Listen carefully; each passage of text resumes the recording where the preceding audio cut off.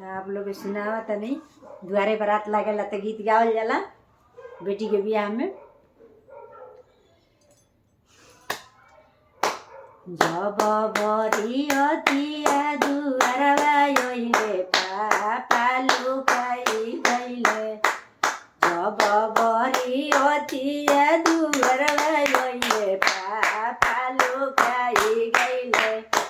मिनती से बोलेली कौनी बेटी काहे पापा डरी गइनी घर में लुकाई गइनी।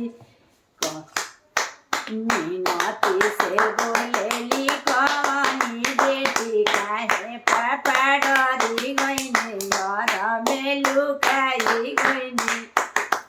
राजा से बोलेली कौनी बेटी काहे पापा डरी गइनी घर में लुकाई गइनी।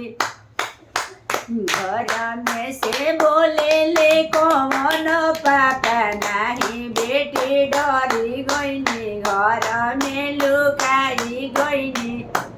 पहिले बाने सोम के करार समाधि देखी डर लागे। पहिले बाने करवा के करार समाधिया देखी डर लागे। कइले बाने तिलक के करार समाधि देखी डर लागे। मिनती से बोलेली कौनी बेटी काहे चाचा डरी गइनी घर में लुकाई गइनी। मिनती से बोलेली कौनी बेटी काहे चाचा डरी गइनी घर में लुकाई गइनी। दुआरा कवन समाधि खाड़त नौबती बजेल। दुआरा कवन समाधि खाड़त नौबती बजेल। राजा से बोलेली कौनी बेटी काहे पापा डरी गइनी घर में लुकाई गइनी। दुआरा कवन समाधि खाड़त नौबती बजेल नौबती बजेल।